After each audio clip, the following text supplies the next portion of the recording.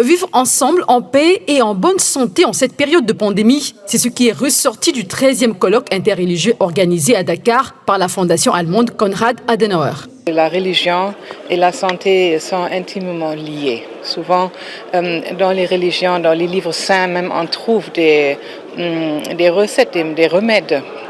On trouve des manières de se soigner, de manière, si vous voulez, physique, mais aussi psychologique par la prière.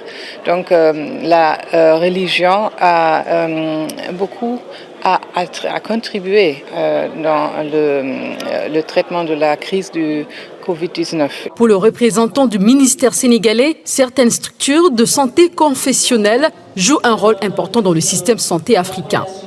Dans toute l'Afrique subsaharienne, les centres de santé confessionnels ont souvent une bien meilleure réputation que les centres de santé publics.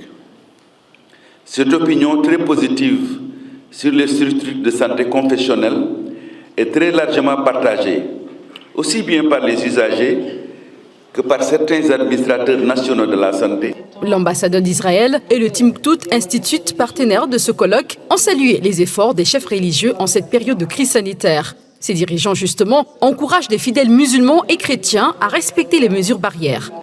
Si la propreté est le plus grand pilier de la prévention contre la pandémie, l'islam est venu avec une législation l'intégrant parfaitement.